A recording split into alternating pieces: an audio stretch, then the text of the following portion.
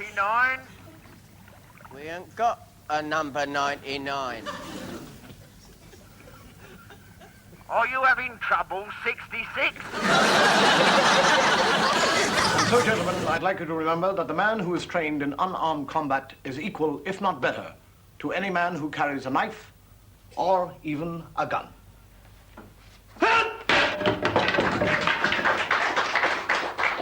Thank you. Thank you.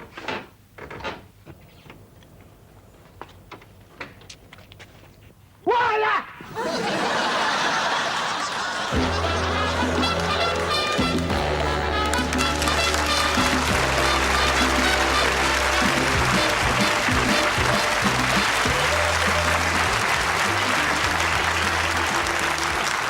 Thank you very much, and good evening, ladies and gentlemen, and welcome to the show. I must say it's very nice to be back on television, and whether you agree with me on that is a debatable point.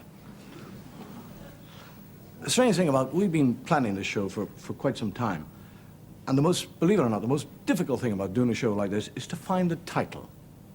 Spend hours thinking about, what are we going to call the show? Endless meetings, numerous conferences, all the bright little brains of the BBC are brought in. Think of a title. And if you're not careful, you finish up with a great title and a lousy show. I haven't been on television for quite some time, and the strange thing about not appearing on television is that people can forget you quickly. They don't actually forget you. They know you, but they forget you. And you walk down the road and somebody says, ah, yes! You're, I know the face, know the voice, seen you on radio. Don't tell me now. You're my greatest fan. Dave Allen. I said, that's right. Love your shows. Never miss any of them. Especially that dummy you got, Lord Charles. The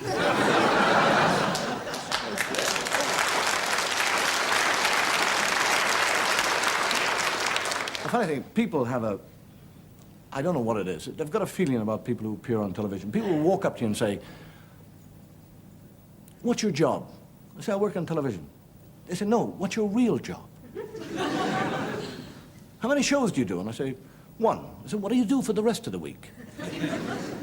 And then they come up to you and they say, when you're on television, do you wear makeup? I do, but I'm not.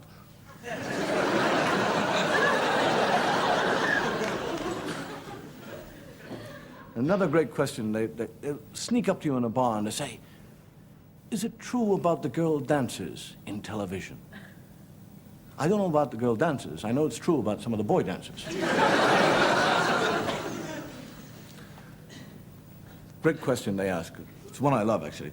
They come up to you and they say, do you do your show live?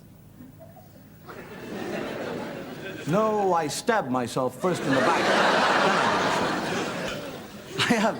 I have on television a reputation for being what we call a storyteller.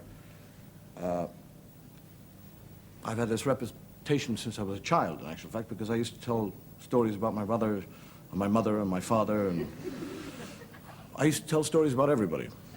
I even used to tell the priest about a lot of them. He used to blackmail them. He was a rabbi. I have a reputation for telling stories about certain subjects. And one of the subjects I like to talk about, in actual fact, is drink. Because I don't know how drink affects you, but when I drink doesn't affect me tremendously. I mean, if I get stoned out of my head, I'll get into bed and I'll go fast asleep. And I tell you, and I mean this very sincerely, if a burglar were to walk into my house, I would immediately be alert. I would wake up. My mind would be sharp, concise, clear. I would think, where is my torch? Where is my club? And then I would think, how do I get out of bed?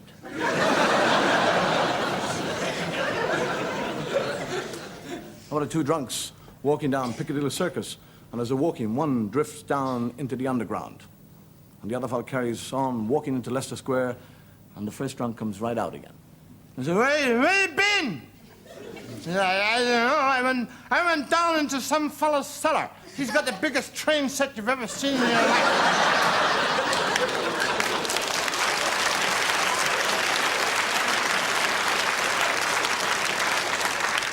get a drunk who arrives home, and waiting for him is the very formidable figure of the wife. And she looks at him and she says, "Drunk again?" He says, "Sir, mine." She said, "What does the clock say?" He says, "The clock says tock, bong, dingy, ticky, tick." She said, "Where have you been?" He said, "I've been with a sick friend." She said, "What's wrong with him?" He said, "He's too sick to tell me." I had a very good friend of mine in Ireland. Great drinker.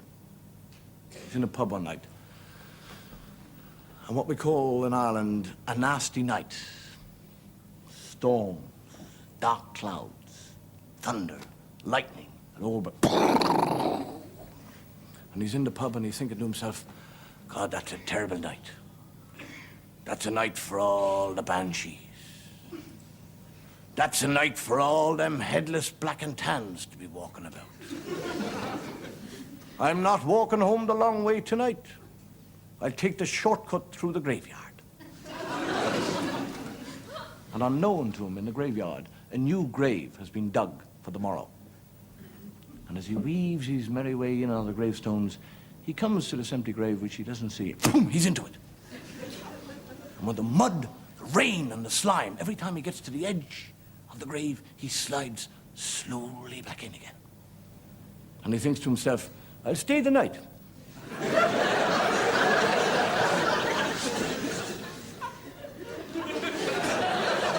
And a half an hour later, another fellow leaves the pub, decides to take the same shortcut home, weaves his merry way in on the same gravestones, comes to the same grave, which he doesn't see, and boom, he's into it. And like the first one, every time he tries to get out, he slides slowly back in again. The first one's sitting there looking at him. Stands up, taps him on the shoulder, he says, "You'll never get out," he did.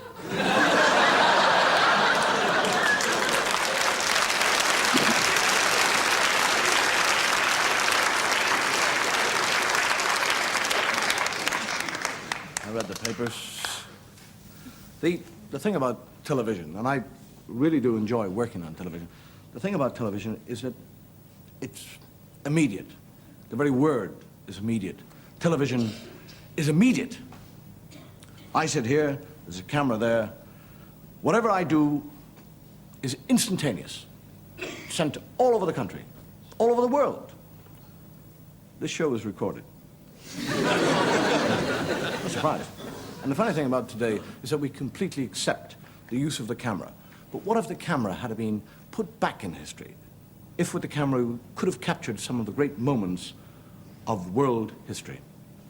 Gentlemen, Mr. Thomas Alva Edison.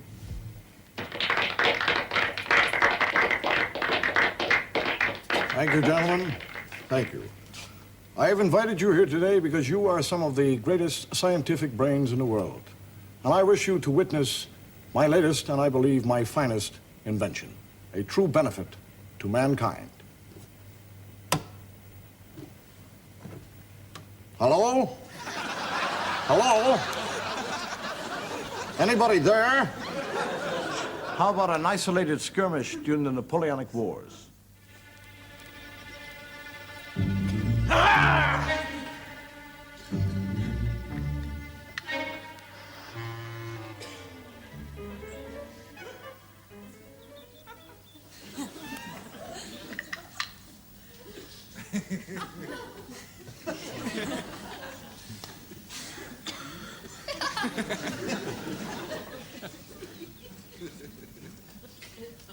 Surrender! Surrender! Never! A moment of relaxation on the Spanish Main.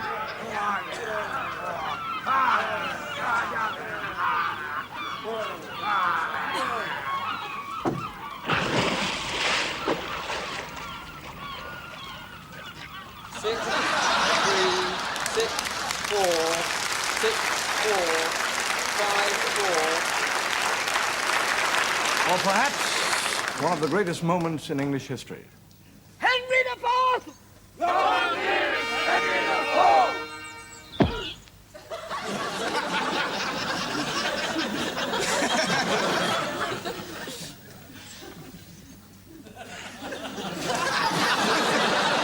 Long live Henry the Fifth! Long live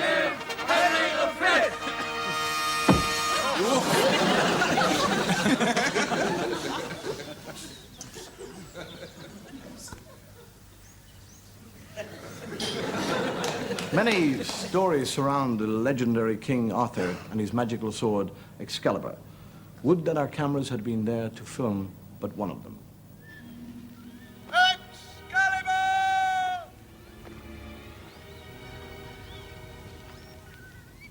Excalibur! Where are you? Excalibur! Where are you?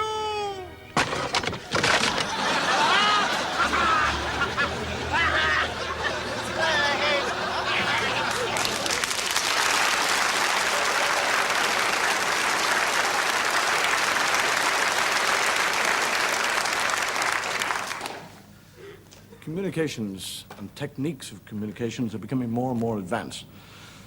You realize in Japan they're experimenting on what we call phone vision, which means when you phone somebody, you can see who you're talking to. Now, I don't know about you, but I get phone calls at the most embarrassing moments.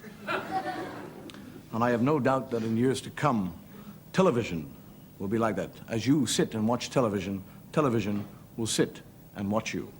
The GPO has announced that its experiments on two-way viewing are a complete success, but an opposition spokesman quoted as saying this is typical of the government's present policy of invasion into the privacy of the private citizen. An inquiry is expected to be held, and results of this inquiry will be known at the end of the month.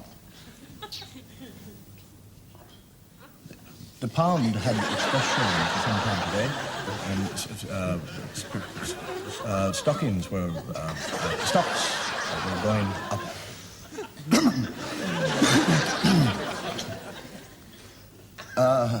There was a bomb scare today at London Zoo.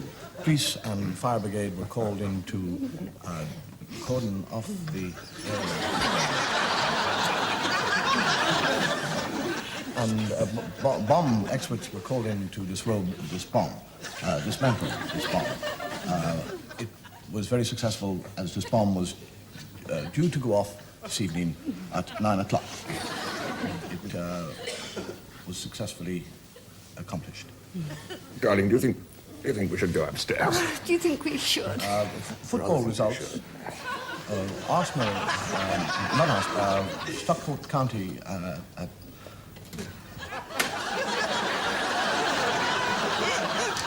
I'm terribly sorry, ladies and gentlemen. The results of a BBC survey was announced today. This shows that 58% of the viewers have two television sets, one downstairs and one upstairs.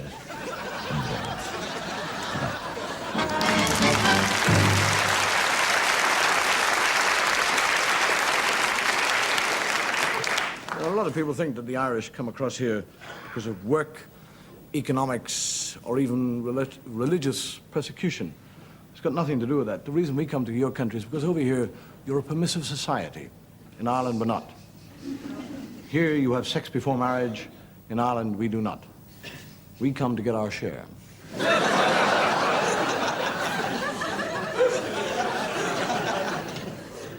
The Irish are very good at populating other countries. In more ways than one. So for all you know, you might be laughing at your brother. The two Irish fellows talking about sex before marriage, and one tells the other, he said, "What do you think about sex before marriage?" He said, "I don't think about it." He said, "Well, I know I never had sex with my wife before we were married. Did you?" He said, "I've no idea. What's her name?"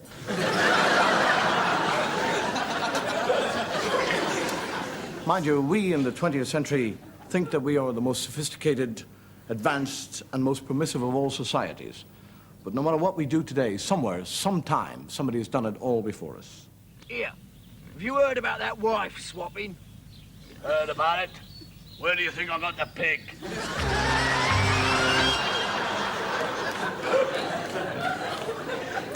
An expression that is heard a great deal is talking shop, and I think it's something that we're all guilty of. We're all affected by the jobs we do. Do we take over a job, or does a job take over us? The next train to arrive on this platform will be for Paddington only. That's my Gladys. Non-stop to Paddington. Sorry, Arnold. Won't be 5 minutes.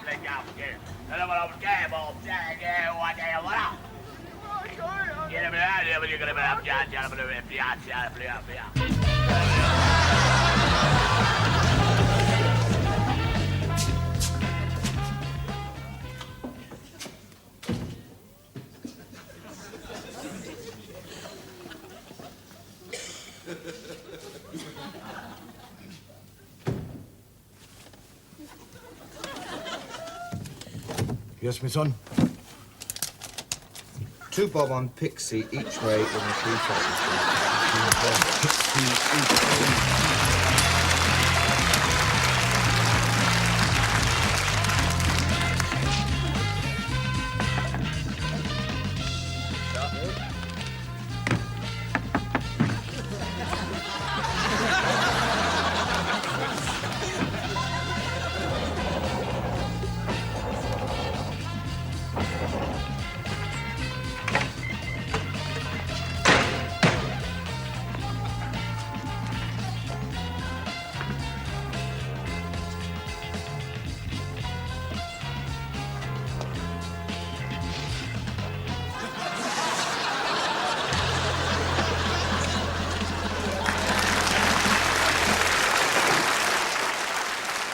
Let's not lose touch with the outside world.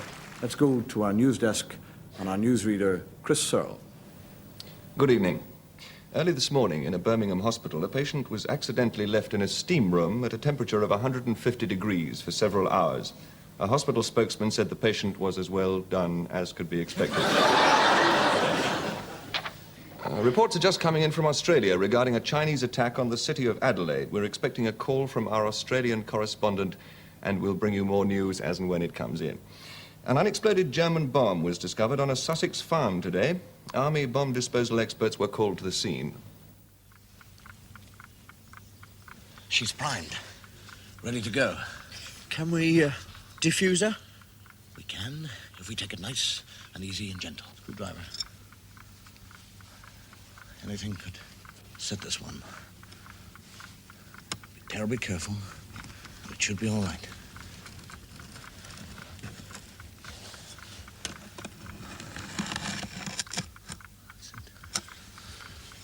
Spanner. Be careful, sir.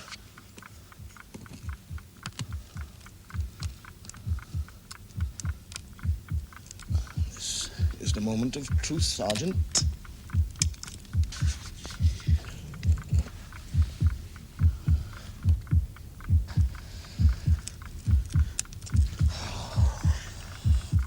Turn your...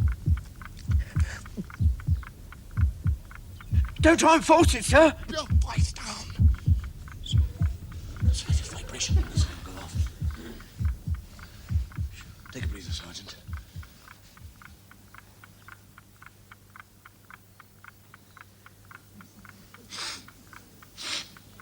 Sergeant? Sir.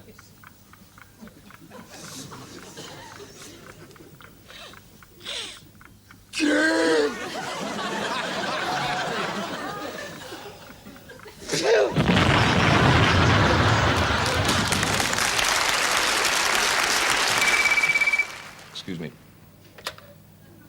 Hello? Yes. Yes. I see. Right, thank you. We still haven't made contact with Adelaide, I'm afraid, but as soon as we do, we will. Now, it was reported last night that film star Dean Martin, while attending a Hollywood party, tripped and fell into an outdoor swimming pool. An eyewitness said someone threw in an olive and created the world's largest cocktail. An early Gregorio de Ferrari fetched a world record price at Sotheby's this afternoon. Now, lot 47 in your catalogues, ladies and gentlemen. An oil on canvas, Gregorio de Ferrari, 1670 approximately. Samaritana El Pozzo, Sumerian woman at the well. May we start the bidding, please, at the reserve price of 90,000 guineas. 90,000, thank you, sir. 90,000, 100,000. 110, 120. 120 against you, sir, at 120. 130, thank you, sir. 130, 140. 140,000 guineas. Once, twice, sold to the Vermeeren Galleries of New York for 140,000 guineas.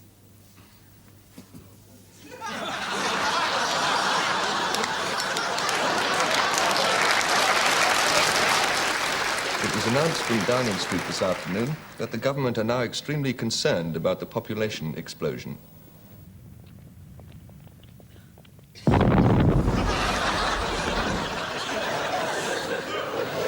The South American Revolution. For a week now, little news has come through from reporters trapped in the battle-torn capital, La Paz. But tonight we've just received this film flown to us by our man on the spot, Michael Charlton. This is Michael Charlton with cameraman Ted Hughes reporting from the rebel headquarters, El Paso, the Camacho Hotel, room 423. As you can see, our position is not too comfortable. We have been trapped under this bed for the last 3 days. This room has been the center of the rebel activity.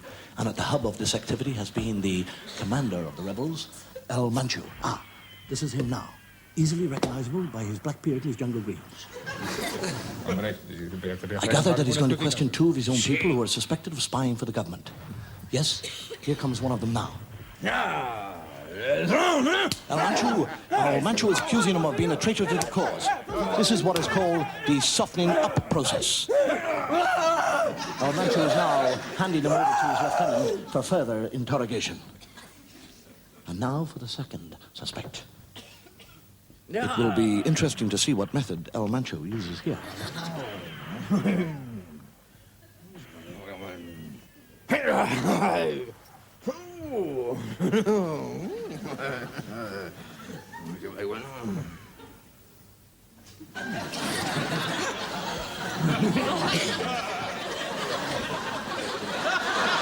This is Michael Charlton, the cameraman Ted Hughes, reporting from the rebel headquarters, El Paso.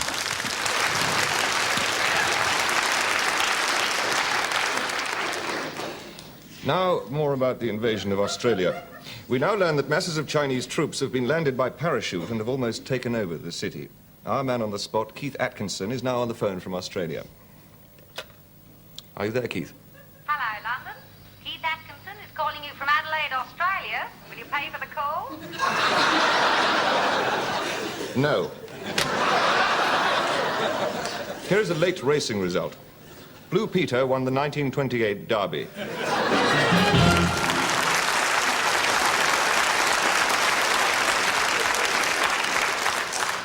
The poet Tennyson said, "Ours is not to reason why, ours is but to do or die." And many people believe that these sentiments made Britain the great empire that she was. This tradition of loyalty was never more evident than the relationship between manservant and master.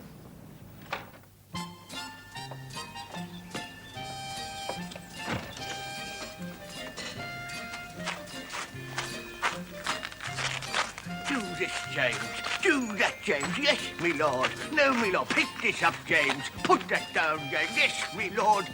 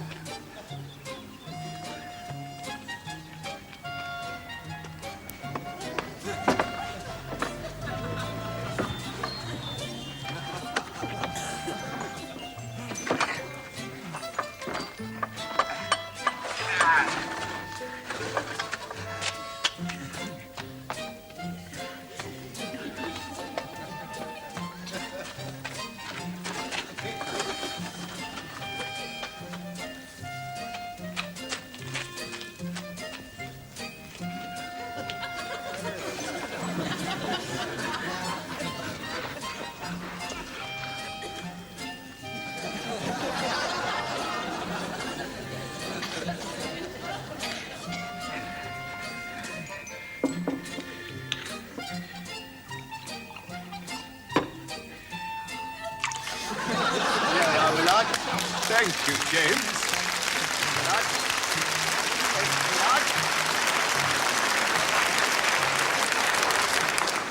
In doing a show like this, we record the sketches, and then we think of a reason to show them to the audience. We've got a lot of sketches coming up, and I've been sitting, walking up and down my dressing room, thinking, what reason can I show you or tell you for showing these? I've got no idea. Here they are.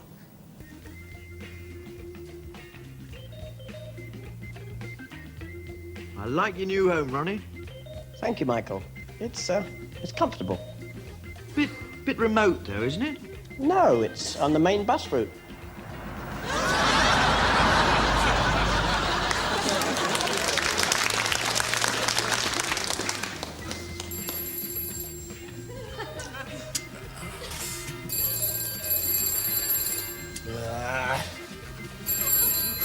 For the seat. Hello. Yeah. Hang on. It's for you. How are you?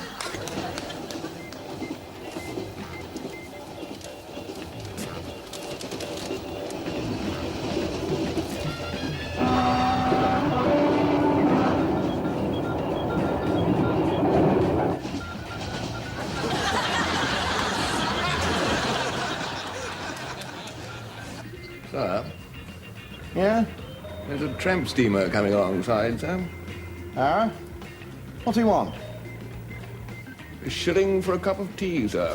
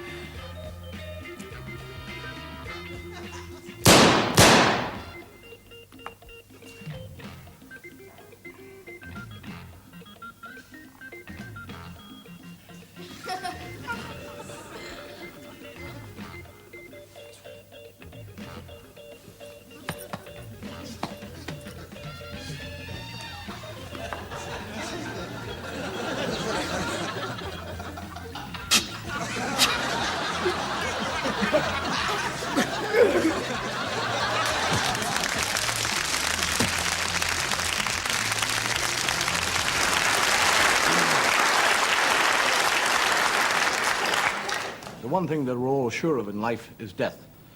And when I die, that is, if I die,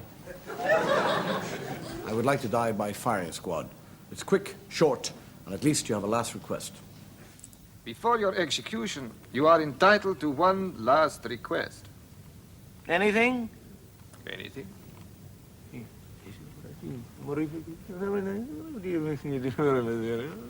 It's very unusual, but...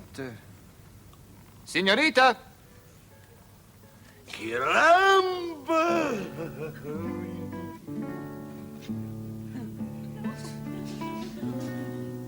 Madre mía.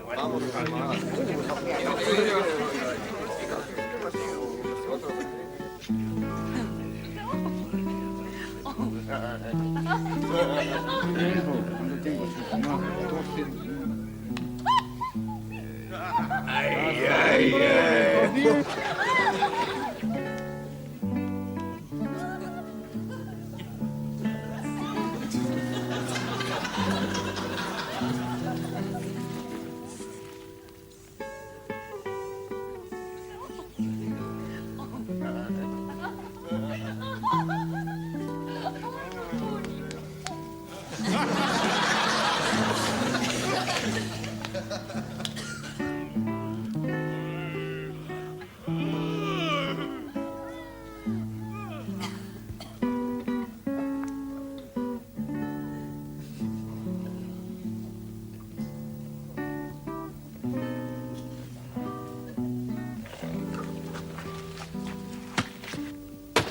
It's mañana! You're too late. He's dead.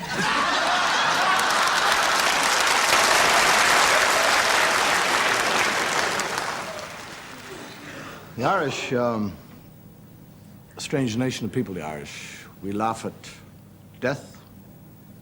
We laugh at drinking. We even laugh at the English. But one of the main sources of Irish humor comes from religion. We laugh at religion. We don't laugh. We laugh. Otherwise, you get a telegram from Rome telling you you're finished. I got a dressing room full of them. And people come to me and say, what is the Church of Rome really like? The Church of Rome is a conservative church. I don't mean by that they vote for Ted Heath. Conservative in their attitude. And many people feel that they're too conservative, that the attitude of the church today is too conservative. And this is why we have this creeping liberalism within the church from priests. Priests want to do away with the celibacy laws. They want to get married. I don't know how you feel about a priest getting married, but I feel that if a priest meets another priest and they like one another, sure.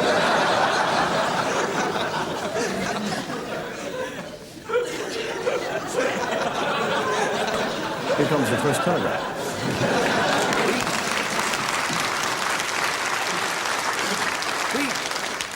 Within the Catholic Church, if you go to a Catholic church, you'll see what we call statues. And each saint within the Catholic Church represents something. For example, St. Peter is the guardian saint of all fishermen. St. Christopher, before he got expelled, used to be for safety.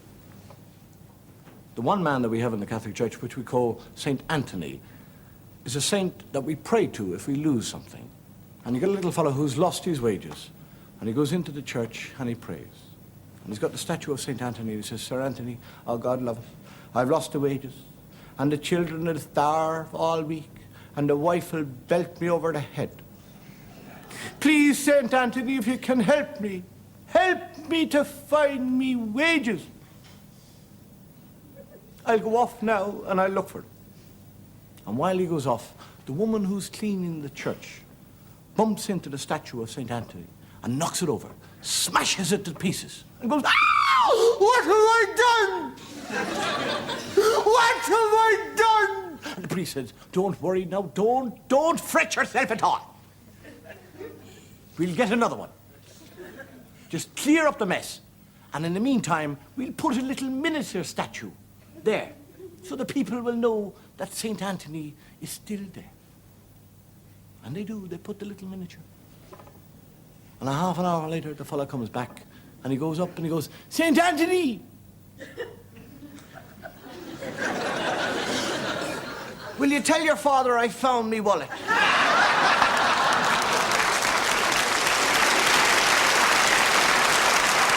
Let us now look at religion through the eyes of a... No. Oh, it's a long time since I've heard such terrible sins in the confessional box. You, my son, have committed sins against God Almighty and mankind. What do you do for a job? I'm a talent spotter, Father, for the BBC. In that case, for your penance, I'll give you 10 Hail Marys, and 5 round parties, 3 convenios, to 1 Ordelos. Man, that's the only way to save your soul.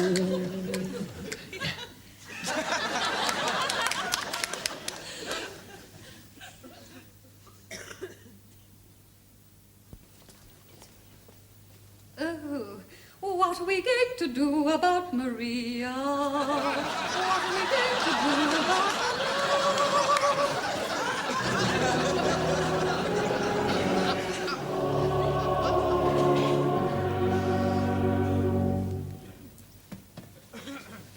There will now be a short interval.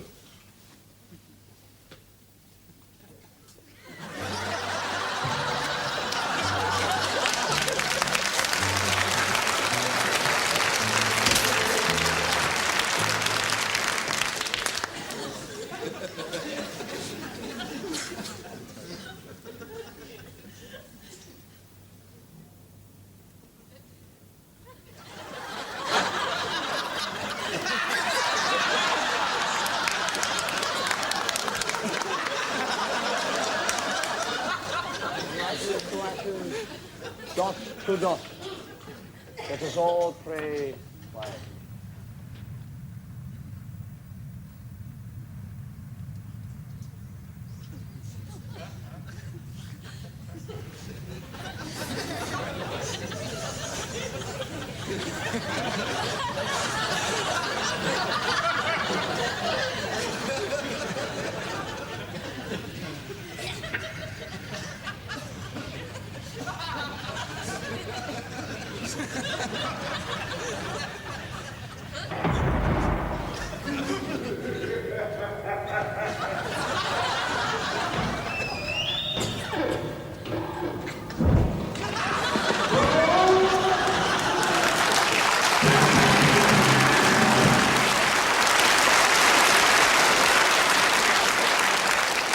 Have you ever considered how much we rely upon the telephone today? Today you can phone a dinner, you can phone a test match, you can phone a prayer, you can phone a sermon. Even in warfare, the phone is never far from hand.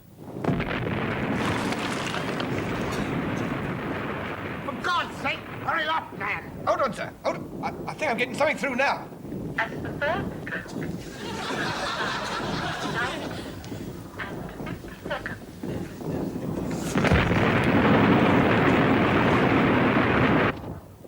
Hello, Lotus Flower. Hello, Lotus Flower. Come in, Lotus Flower. Come in, Lotus Flower. Hello, Lotus Flower. Lieutenant Nagasaki here. Yeah, 1 fried rice, 1 king prawn, 1 sweet and sour, and 1 curry sauce. Thank you. Bye. So. Look, Smithy, look, I really must protest. I joined the army to see some action. And here I am condemned to spend the whole war sitting behind a bloody desk.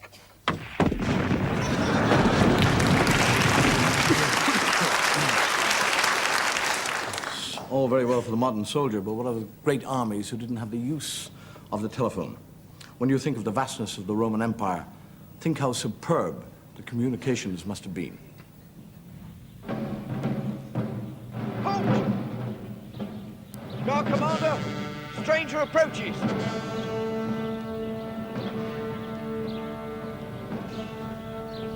Maximilius Sextus, standard bearer of the 15th Legion, reporting for duty. Welcome, Sextus. Is this your first tour of Britain? No, I was here before in 55 BC with Caesar. you will find that things have changed since last you were here.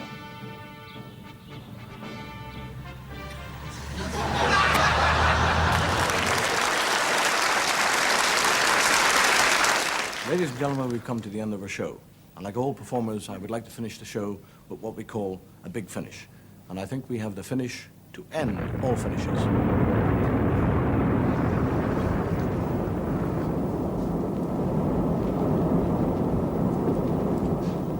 The fools. The stupid fools. Who could have let... Third World War! The end of the world!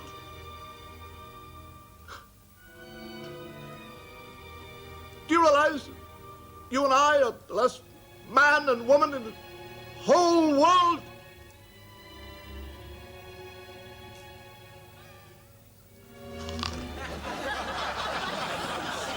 Oh, don't start that bloody thing again.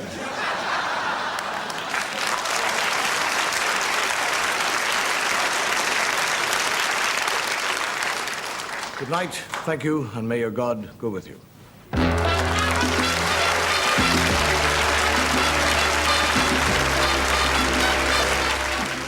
And there's more from Dave next week at 10:35 here on BBC Two.